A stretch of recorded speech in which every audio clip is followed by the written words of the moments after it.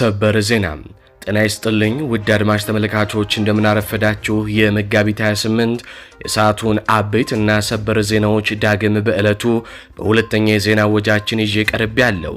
በቅድሚያም አርዕስተ ዜናዎቹን በማስቀደም ጀምራለሁ። በወልቃይት በተከዜ ዘብና በህወሓት ታጣቂዎች መካከል የተኩስ ልውውጥ መደረጉ ተሰማ። በዚህ ውጊያ በርካቶች መገደላቸው ሲነገር የህወሓት ኃይሎች ኮሎኔል ደመቀ ዘውዱ ጦር በአብይ ልቀቁ የተባሉትን ካምፕ መቆጣጠራቸውን ተከትሎ ውጊያው እንደተቀሰቀሰም ተሰምቷል።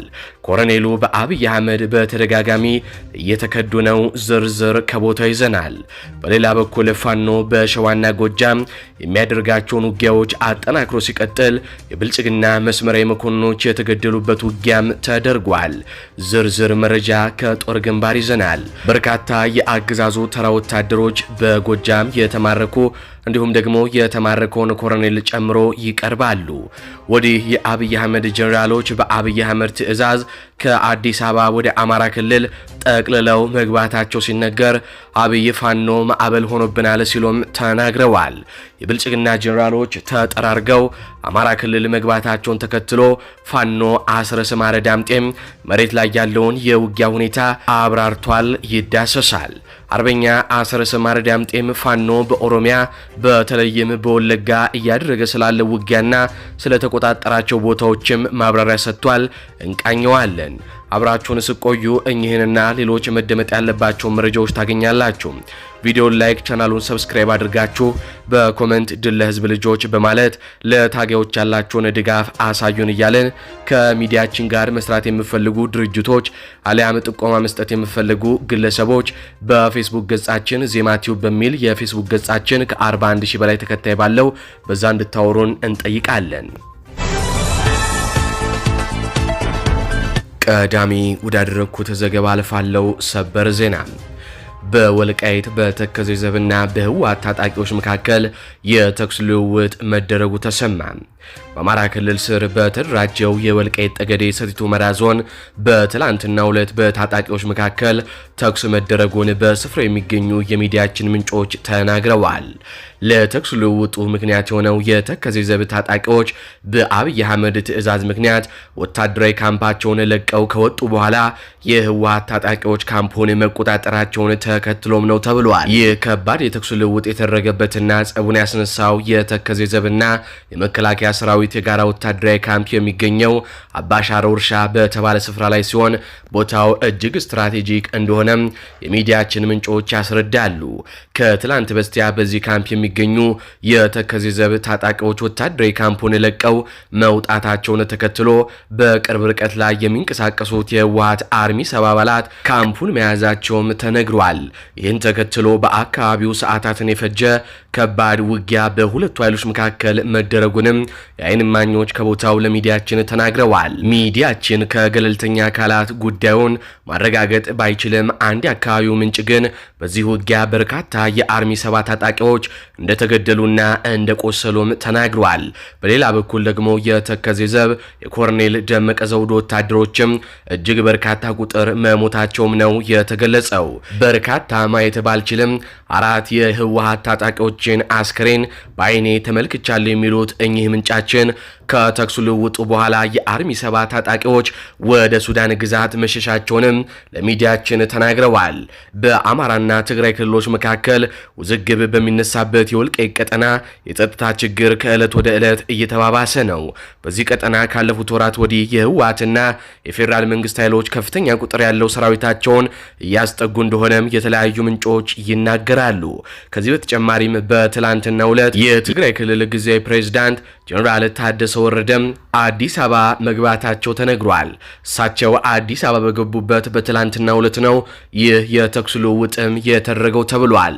የኮሎኔል ደመቀ ዘውዱም የተከዜ ዘብ ካምፑን ለቆ እንዲወጣም የተነገረው በአብይ አህመድ የፌዴራል መንግስቱ ቀጥተኛ ትዕዛዝ እንደሆነም ነው መረጃ ምንጮች የሚያሳዩት። ባለቀ ሰዓት ኮሎኔል ደመቀ ዘውዱ በአብይ አህመድ መከዳታቸውንም ቀጥለዋል። እሳቸው ግን አሁንም ፋኖን በመክዳት ከአብይ አህመድ ጎን እንደተሰለፉ ናቸው። ከዚህ መረጃ ስንወጣ በቀጥታ በአማራ ክልል እየተደረጉ ወዳሉ የጦር ግንባር መረጃዎች አልፋለሁ። በትላንትናው ዕለት ኮሎኔልን ጨምሮ የተማረከበት የብርሃኑ ጁላ ወታደሮች እንደ ጉድ እንደ ቅጠል የረገፉበት ከባድ ውጊያ በጎጃም መደረጉን በተደጋጋሚ ስንዘግብ ቆይተናል። ከዚህ ጋር በተያያዘ ከትላንቱ ዘገባችን በተጨማሪም አንዳንድ ፎቶዎች ደርሰውናል። ይህ በምስሉ ላይ የምትመለከቱት የብርሃኑ ጁላ ምርኮኞች ናቸው። ከትላንቱ ካሳየናችሁ ምርኮኞች ተጨማሪ ሌላ ምርኮኞች ማለት ነው። እንግዲህ የአገዛዙ ወታደሮች በጎጃም ምድር ተርፈዋል ማለት ይከብዳል። ይህ በእንዲህ እንዳለ ወደ ሸዋ ግንባር ስናልፍ አፋብን ሸዋ ጠቅላይ ግዛት እዝ አሳምኖ እዝ ከሰምኮር ነበልባለ ክፍለ ጦር በብልጽግና ኃይል ላይ በተለያዩ ግንባሮች ድልን ተቀናጀ። በትላንትናው ዕለት የብልጽግና ወንበር አስጠባቂ በተግባር የፈረሰ በስም ብቻ ተንጠልጥሎ የሚገኘውን ስመ ሀገረ መከላከያ ሀገሪቷን ከአደጋ ከመከላከልና ከመጠበቅ ይልቅ በተግባር እያፈረሰና ለአፍራሾች ተባባሪ በመሆን በመላው የአማራ ክልል ገብቶ ጅምላ ጭፍጨፋውንና ዘረፋውን በይፋ ከጀመረም ይኸው 3ኛ ዓመቱም ተቆጠረ። በዚህ 3 ዓመት ውስጥ በአማራ ሕዝብ ላይ በፈጸመው ዘግናኝ በደል ያረካው የብልጽግና ገዢ ቡድን የመግደያ ዘመኑን ለማራዘም ከዚህም የሰበሰባቸውን እልፍ የድሃ ልጆችን ከፊት በማስቀደምና በሆዳቸው የገዛቸውን ጥቁር አማራዎችን በመንገድ መሪነት በመጠቀም የለመደውን የማጭበርበር ምረጡኝ ቅስቀሳ መፍጨርጨር ላይ እንዳለ ሁሉም የተገነዘበው ሀቅ መሆኑም ይታወቃል። የለመደች ጦጣ ሁል ጊዜ ፈርጣጣ እንደሚባለው በፈቃደኝነት የምርጫ ካርድ የሚወስድለት ያጣው የብልጽግና ገዢ ቡድን ህዝብ አገኝበታል ያለውን እቅድ የሆሳናን በዓል ምክንያት በማድረግ ለጸሎት በቤተ ክርስቲያን የተሰበሰበውን ምዕመናን ካርድ በግድ ለማስወሰድ የተንቀሳቀሰው የአብይ አህመድ ዙፋን አስጠባቂ ሰራዊት የነበልባለ ክፍለ ጦር ሻለቃዎች በሚገባ ቋንቋ ሲያናግሩት መዋላቸውም ተገልጿል። በዚህ አውደ ውጊያ የሻለቃ 1 ጀነራል ተፈራ ማሞ ሻለቃና ሻለቃ 2 መቶ አለቃ አበበ ሻለቃው በጥምረት በመሆን አበልጪ ወደ ክርስቶስ ሰምራ የተንቀሳቀሰውን የብልጽግናን ኃይል የተለያዩ መምቻ ቦታዎችን ቀድሞ በመያዝ በተወሰደበት ጠንካራ ምት ከፍተኛ የሆነ መሰረታዊ ወታደር የተሰዋበት ሲሆን የቆሰሉበትንም በሁለት አምቡላንሶች ሲያመላለስ እንደነበረም ለማወቅ ተችሏል። ከዚሁ ጋር ተያይዞ አንድ ከፍተኛ አመራር ሬዲዮ መገናኛ ይዞ ሲያዋጋ የነበረ በነበልባሎቹም ስናይፐር ተኳሽ እስከ ወዲያኛው እንደተሰናበተም ተረጋግጧል። ይህ በእንዲህ እንዳለ በሌላ በኩል የነበልባል 3ኛ ሻለቃ ራስ በኃይሉና 4ኛ ሻለቃ መብረቁ እንዲሁም የክፍለ ጦሩ ተወርዋሪ ሻለቃ ነብሮ በተመሳሳይ ሰዓትና ጊዜ ከሁሉም ሻለቃዎች ጋር በመናበብ በመጣመር በክርስቶስ ሰምራ በኩል የጀመረውን ጦርነት ለማጠናከር የኬላውን ቀንሶ በተንቀሳቀሰበት ሰዓት በተወሰደበት አጸፋዊ ማጥቃት አንድ ወድ በተባለ ቦታ ያለውን ምሽጉን በመስበር ፈርጥጦ ወደ ዋና ከተማ እንዲገባ አድርገውታል ነው የተባለው።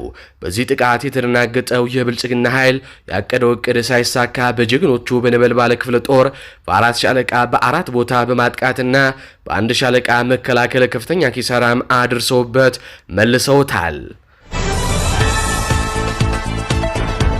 በሌላ በኩል የአማራ ፋኖ ብሔራዊ ንቅናቄም ከፍተኛ አመራር አርበኛ አስረስ ማረ ዳምጤም ከሰሞኑ በአማራ ክልል ስላሉ የውጊያ ሁኔታዎች ለሚዲያዎች ማብራሪያ ሰጡ። አርበኛው አስረስ ማረ ዳምጤም ከሰሞኑ የአብይ አህመድ ወታደሮች በተለይ ደግሞ ከፍተኛ ጀነራሎች ከአዲስ አበባ እየተጓዙ ወደ አማራ ክልል መግባታቸውንና ውጊያውን እንዲያጠናቅቁ ትዕዛዝ መሰጠታቸውን ተከትሎም በዚህ ጉዳይ ላይ ማብራሪያ ሰጥተዋል። አርበኛው አክሎም የአማራ ፋኖ በተለይ በኦሮሚያ ክልል በወለጋ እያደረገ ያለውን ውጊያና ሌሎች ጉዳዮች የአማራ ፋኖ በወለጋ ስለሚሰራቸው ሁነቶች የሚመለከቱ ማብራሪያዎችን ሰጥተዋል። አርበኛው ከኢትዮ ኒውስ ጋር ያደረጉትን ቆይታ በእነዚህ ሁለት ጉዳዮች ላይ ምን አሉ የሚለውን አድምጠን እንመለስ። መልካም አስረስ፣ በክልሉ ባለው እንቅስቃሴ ላይ ቀደም ሲልም የገለጽከው አንድ ቃል አለ። ትላንትም ምናልባትም የሰለጠኑ ኮማንዶዎችን ሲመረቁ የገለጽከው ቃል አለ። የብልጽግና ቅዠት ለማስፈጸም ወይም ደግሞ ያንን ለመጠበቅ የሚደረግ ውጊያን እየመሩ ያሉ ወታደራዊ ኃይሎችና አገዛዙ ጦር ብለህ የምትገልጻቸው አሉ። አንደኛ እነዚህ ኃይሎች በአሁኑ ሰዓት ባለፈውም ጊዜ እኛም በመረጃ እንዳቀረብ ነው በአማራ ክልል ሄዳችሁ ተዋጉ ምሩ በማለት ዋና ዋና ጀነራሎቹን እንደገና ወደ ባህር ዳርና ሌሎች አካባቢዎች እንዳሰማራ ፋኖ ማዕበል ሆኖብኛል፣ ማዕበል ነው፣ የማይገመት ነው፣ ስለዚህ ማዕበሉም ባለበት ሄዳችሁ ጸጥ አድርጉት የሚል ብልጽግና በጠቅላይ ሚኒስትሩ ማለት ነው በተዘዋዋሪ ስምሪት እንደሰጠና የተለያዩ ወታደራዊ ኃይሎች አመራሮች ድጋሚ እንደገቡ ከነበሩት ውጭ ሌሎች በተጨማሪነት እንደገቡ ሰምተናል። አንዴ ነው። ሁለተኛ እነዚህ ወታደራዊ አመራሮች የብልጽግና ቅዠት ወይም ደግሞ የብልጽግና ጸረ ኢትዮጵያ የሆነ ቅዠት ነው ብላችሁ የምትሉትን ሐሳብ እንደ ኢትዮጵያ ማጽናት ቆጥረውት በተደጋጋሚ ሲገልጹት በቅርብ ጊዜ እናያለን። የውጭ ጠላት እየመጣ ነው ከውጭ ጠላቶች ጋር በመላላክ እንዲያውም እናንተን እንዳላችሁ ሳይሆን የውጭ ጠላት ቅርንጫፍ አድርጎ የማየትና ዋናውን ጠላት ሄዶ የማጥቃት ገና ሰፊ እቅድ እንዳላችሁ አድርጎ የማውራት ነገር ነበረ። አሁን ደግሞ ማዕበል የሆነብን ፋኖ ነው የሚል ሐሳብ መጥቷል። አንደኛው ይህን ሐሳብ እንዴት ታየዋለህ? በእርግጥስ እነዚህ የብልጽግና ቅዠት አስፈጻሚዎች ናቸው ወይስ ዋናው የቅዠቱ ባለቤቶች ናቸው? አንዱ ነው። ሁለተኛው ነገር ደግሞ አሁን ላይ ያለው ስምሪት በአማራ ክልል የጦሩ ሁኔታ ምን ይመስላል? ሁለት አይነት መልክ ያላቸው ናቸው። አንዳንዶቹ በየዋህነት በተሰጣቸው ኢንዶክትሪኔሽን መሰረት አምነው በትክክል የውጭ ኃይል ተላላኪዎች አሉ ተብሎ በመላው አማራ ክልልና በሌላውም ቀጠና ስምሪት ተሰጥቷቸው ህዝብ እየጨፈጨፉ ያሉ በትክክልም ጠላት ገደል ብለው ሊያስቡ የሚችሉ ወይ ተዋጋም ብለው ሊያስቡ የሚችሉ በጣም በተለይ በእግረኛ ደረጃ ያሉት እንደዚህ አይነት የግንዛቤ ማነስ ያለባቸው በፕሮፓጋንዳ የታፈኑ የሚዲያ አክሰስ እንዳያገኙ ህዝብ ጋር እንዳይገናኙ በማድረግ ፖለቲካ የያዝነውን ትግልና ያለበትን ቁመና በማይረዱበት ደረጃ በፕሮፓጋንዳ ታፍነው የተያዙ የተወሰኑት ይኖራሉ። አብዛኞቹ በተለይ በመኮንንነት ደረጃ ያሉት በአመራርነት ደረጃ ያሉት ግን ይሄንን ሀቅ ጠንቅቀው ያውቁታል።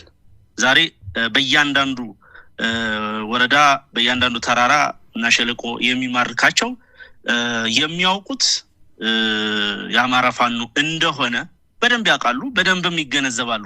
ነገር ግን ይሄ ትግል ለነሱ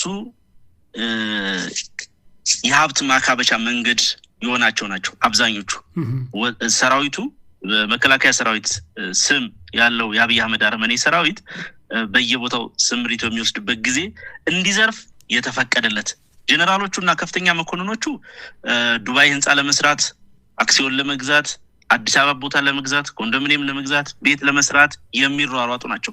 ፉክክራቸውም እሱ ነው። ዝቅ ያሉት ደግሞ እንደየደረጃቸውና እንደየአቅማቸው በተንቀሳቀሱበት ቦታ ሁሉ ለፍቶ ሰርቶ የሚኖረው በተለይ የንግዱን ማህበረሰብ በመያዝ በማስገደድ ለረሽን ነው በማለት ጉድጓድ በማስቆፈር ከያንዳንዱ ግለሰብና ነጋዴ በመቶ ሺዎች በሚሊዮኖች ገንዘብ እየተቀበሉ የሚሰበስቡ ለቤተሰባቸው የሚልኩ ናቸው። ስለዚህ እንዲዘርፍ እንዲጨፈጭፍ የተፈቀደለት መኮንንና ሰራዊት ነው ማለት ነው። በዛ ምክንያት ጦርነቱ በህዝብ ላይ የሚያመጣውን ዳፋ፣ ጦርነቱ በሀገሪቱ ህልውና ላይ ይዞት የሚመጣውን ጦስ፣ በአጠቃላይ ዓላማ ቢስ ጦርነት እያደረጉ መሆኑንም እያወቁ ጭምር ጦርነቱ እንዲቀጥል የሚፈልጉ ጥቂቶች አይደሉም። እንዳልኩ ሀብት የማካበት ፉክክር ላይ ስለሆኑ ማለት ነው። በዚህ እውነታ ውስጥ ነው እንግዲህ እነ ጀነራል አለምሸት ደግፌና ሌሎች በአጠቃላይ የኦፊስ ጀነራሎች የሚባሉት በጠቅላላ ወደ ባህር ዳር ስምሪት እንዲሰጣቸው የተሰጣቸው ተልእኮ ከፋኖ ጋር የሚደረገው ትግል ኦዲት እንዲያደርጉ ነው። ምን እየተከናወነ ነው? እስካሁን ለምን አላሸነፍንም? ፋኖ በዚህ ልክ እንዴት ተጠናክሮ ሊያጠቃን ቻለ? እንዴት ይሄን ሁሉ ቀጠና ሊቆጣጠርብን ቻለ? ምርጫውን ለማስፈጸም እንዴት አዳጋች ሆነብን? በሚል ግምገማ ኦዲት አድርገው አጠቃላይ የጦርነቱ ኦዲት አድርገው በዛ መሰረት ስምሪት ሰጥተው እንዲያስተካክሉ ተብሎ ነው ተሰብስበው የመጡት። ያው እነሱ ባህር ዳር ተቀምጠው እዛው አፍንጫቸው ስር ግን አሁንም ሰራዊታቸው እየተማረከ ነው የሚገኘው፣ እየተደመሰሰ ነው የሚገኘው። የሚያመጡት አንዳች መሰረታዊ ለውጥ አለ ብዬ አላምንም። በሚገርምህ ነገር አብይ አህመድ ስልጣን ሲይዝ የነበሩት 4 ወይ 5 እዞች ይመስሉኛል ባልሳሳት፣ አሁን ላይ 13 እዞች አድርሷል አብይ አህመድ። በኦሮሚያ ልዩ ኃይል ስም የሚያሰለጥናቸው ኃይሎች አሉ። ከአንዳንድ እዞች ደግሞ አንዳንድ ኮሮችን እያነሳ እያዋለደ 10 የነበረው ከሆኑ ወራት በፊት አሁን ላይ ወደ 13 እዝ አድርሶታል። ከፍተኛ በሆነ የኃይል ስምሪትና ማዕበል በመስራት ቀጠናዎችን ተቆጣጥሬ ምርጫ አድርጋለሁ ብሎ አስቦ ነው የቅዠት ፕሮጀክት አቅዶ የነበረው። ገና ከጅምሩ ገና ኦፕሬት ማድረግ ሳይጀምር ነው እቅዱን ማክሸፍ የቻልነው ማለት ነው። አሁን በእያንዳንዱ ቦታ በእያንዳንዱ ቀጠና ሰራዊታችን በከፍተኛ ዝግጅት እየጠበቀው ነው። የመማረክ የመደምሰስ ተተኳሽ ማርኮ የማምጣት ፉክክር ውስጥ ነው ያሉ አሃዶቻችን። አንደኛው ኮር ድል አድርጎ ይሄኛው ኮር ኮሎኔል ማርኳል፣ ይሄኛው ኮር ሻለቃ ማርኳል፣ የኛ ኮር ደግሞ ጀነራል መማረክ አለበት፣ የኛ ኮር የኛ ያክል 100,000 ተተኳሽ ማግኘት አለበት የሚል በጣም የሚደንቅ እና በሚገርም ወኔ ደረጃ ላይ ያለ ሰራዊት ነው አሁን ያለው በሁሉም ቀጠና። ይሄ ቀረ የምትለው ነገር የለም። ለምሳሌ አብይ አህመድ ጃዊ ላይ ብቻ ትላንትና ከትላንት ወዲያ በተከታታይ 2-3 ቀናት ተከታታይ የጀት ድብደባዎችን ሲያደርግ ነበረ። አንዳችም ለውጥ ማምጣት አልቻለም። በቀጠናው ያሉ አሃዶቻችን በነበሩበት በሙሉ ቁመናቸው ትግሉን በጽናት እየታገሉ ነው ያሉት። 4 ተዋጊ ጀቶች ነው ያሉት አብይ አህመድ ያክ 130ን ጨምሮ ሌሎች ጀቶችም አሉ። እነኚህን በሙሉ እየተጠቀመ ነው ያለው። ከዚህ በፊት በነበሩት ጦርነቶች ሁሉ ተጠቅሞ በማያውቅበት ደረጃ የአየር ኃይሉን እየተጠቀመ ነው። ከዩናይትድ አረብ ኤሚሬት በውሰት ያመጣቸውን ዘመናዊ አካንቺ ድሮኖች በሁሉም አካባቢ ስምሪት እየሰጠ ሌት ከቀን ሰራዊታችን ላይ ጉዳት ለማድረስ ብር ያደረገ ነው። ይሄን ሁሉ አድርጎ ይሄን ሁሉ ግረኛ አሰማርቶ ሙሉ የሀገሪቱን በጀት የሜጋ ፕሮጀክቶች በጀቶችን በሙሉ አጥፎ ለጦርነት ፍጆታ እየዋለም ሰራዊቱን ማትረፍ አልቻለም። እስካሁን እንግዲህ እንደው በሌላ ቋንቋ እንግለጸው ከተባለ አብይ አህመድ አዲስ አበባና ዙሪያውን የያዘ አንድ ኃይል ነው ብለህ ልትገልጸው ነው የምትችለው። ወለጋን በከፊል አማራ ክልልን በአብዛኛው ከ90% እና ከዛ በላይ በሚሆን ደረጃ በፋኖ ቁጥጥር ስር ነው ያለው። ወለጋም ከፊሉ በኦሮሞ ነጻነት ሰራዊት በከፊሉ ደግሞ በፋኖ ቁጥጥር ስር ነው የሚገኘው። ስለዚህ አብይ አህመድ እዚህ ላይ አስረስ ወለጋን በተመለከተ አንስቼ ማለት የምፈልገው የወለጋን ፋኖ በተመለከተ በአፋፍ ሚኒስትር ሲጠቃለልም እንደው ዜናዎችም ስንሰራ ሰዎች የሚሰጧቸው እና የሚያነሳቸው ግልጽ የሆኑ ጥያቄዎች አሉ። ሪሊ በወለጋ ያለው የፋኖ ኤግዚስታንስ ምን ይመስላል? ምንድነው? በወለጋ ፋኖ አለ። ፋኖ አብዛኛው የወለጋ አካባቢ ላይ በትጥቅ ታጥቆ እንቅስቃሴ ያደርጋል። እነዚህ አካባቢዎችም ላይ የመንግስትነት ልምምድንም እያደረገ ነው ያለው። ተቆጣጥሯል፣ አገዛዙን ማሸነፈ ሲባል ብዙ ሰዎች እንደ እውነት የማይወስዱም አሉ። ግን በትክክል በድርጅታችሁ ደረጃ ያለው እዛ አካባቢ ያለው እንቅስቃሴ ምንድን ነው? ያው በሚዲያ እንደሚታየው ነው። ምንም ይሄ ለማስመሰል የሚባል ነገር ምንሽ ኮረመንበት ነገርም አይደለም። ያ ህዝብ በከፍተኛ ሁኔታ ጭፍጨፋ የተደረገበት ምናልባትም የአማራ ህዝብ የህልውና አደጋ ውስጥ መግባቱ አንዱ ነጸብራቅ ሆኖ የሚታይበት ቀጠና ነው። መተከል ቀጠና፣ ወለጋ ቀጠና ሲከናወኑ የነበሩ ጭፍጨፋዎች ላለፉት 7-8 ዓመታት ዓለም የሚያውቀው ሀቅ ነው። በጅምላ የተቀበርንበት ወገኖቻችን ሴቶች፣ አዛውንቶች፣ ህፃናት በግፍ የተጨፈጨፉበት ቀጠና ነው። እነኚህ በግፍ ቤተሰባቸው የተጨፈጨፈባቸው እና ሊጨፈጨፉ ደግሞ ዳር ላይ የደረሱ ወጣቶች በራሳቸው አቅም በራሳቸው ጉልበት ያለማንም አጋዥነት ራሳቸውን አደራጅተው ራሳቸውንም በፋኖ ስም ጠርተው በሚገባ ጥላትን እየቀጠቀጡ ነው። እዚህ ላይ አንድ በደንብ ግንዛቤ ሊወሰድበት የሚገባው በወለጋ የሚንቀሳቀሰው ኃይል ከወለጋ ህዝብ ጋር ኢንክሉዲንግ የኦሮሞ ህዝብን ጨምሮ መልካም ግንኙነት ያለው በአብዛኞቹ ቦታዎች በበርካታ ቦታዎች በወለጋ የሚኖረው የኦሮሞ ህዝብ ድጋፍ ጭምር የሚያደርግለት መረጃ የሚሰጠው የሎጂስቲክስ ድጋፍ የሚያደርግለት ሲርባው የሚያበላው ሲጠማው የሚያጠጣው ህዝብ ነው። ከህዝብ ጋር አንዳችም አይነት ቅራኔ ያለው ኃይል አይደለም።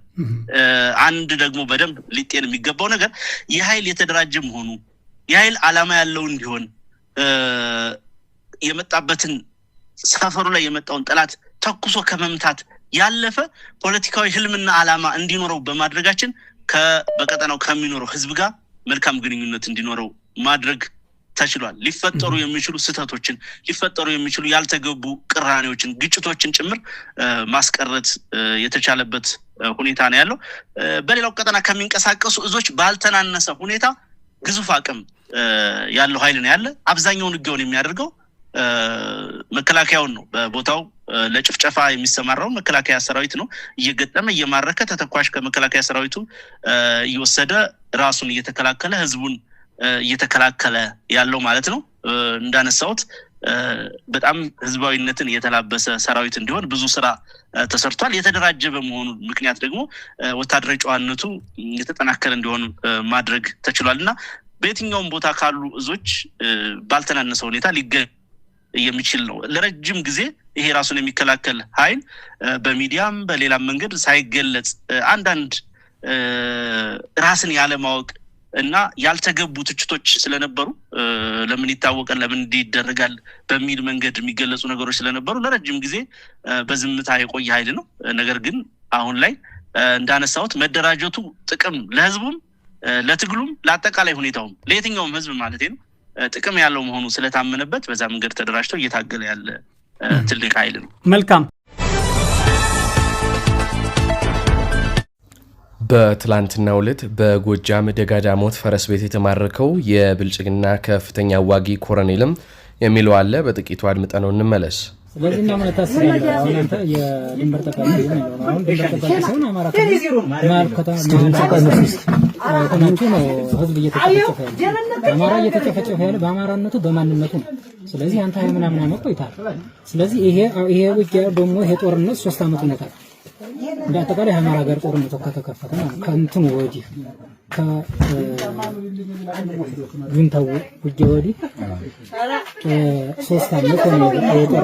3 ዓመት ሙሉ በዚያ ልክ ነው አማራ በማንነቱ እየተጠቃ እንደሆነ በብሔሩ እየተጠቃ እንደሆነ ብሔር ተኮር ወይም ደግሞ በማንነቱ እየተጎዳ በማንነቱ እየተጨፈጨፈ ህፃናት፣ ነፍሰ ጡሮች፣ አዛውንቶች በድሮን በዙ 23 በሞርተር ሳይቀር እየተጨፈጨፈ እና በዛ ልክ አንተ ከእድሜም ገፋ ያልክ ነው እና ስለዚህ እንዲሁ ምናልባት አንተ ብሔር እንኳን ሌላ ቢሆን አማራን እንደማራነቱ ለምን ምን ተሰማ በዚህ ልክ መከራከኛ የምናውቀው ሀገር ድንበር ጋር ድንበር ሲጠብቅ የኢትዮጵያ ጋር ድንበር ሲጠብቅ እኔ ያለው ማል ጎጃም ላይ ሆነ አማራውን በሚሽዝ እየጨፈጨፈ እያሳደደ እየፈለገ እና ስለዚህ ይሄ ላይ እንደው ለመንግስት አንተ እንደው ምን አይነት ጥያቄዎችን አቅርባን ነው ወይስ ደግሞ አማራው በዚህ ልክ ሲጨፈጨፍ ምን አይነት ስሜት ተሰማ? እኔ ይሄ ብሔር ተኮር የሚባል ጦርነት በዚህ ጉዳይ ላይ ይሄንን ብዬ አምኜ ወይም ደግሞ ፈልጌ የታገልኩት አይደለም። የውትድርና ስገባ በኢትዮ ኤርትራ ጦርነት በድንበር ጦርነት ከዛም አብረንም የሰራናቸው ስራዎች ይኖራሉ ብዬ አስባለሁ። እና በቀደም አሁን እዚህ ከመጣን አጠቃላይ ወደ አማራ ክልል ከገባን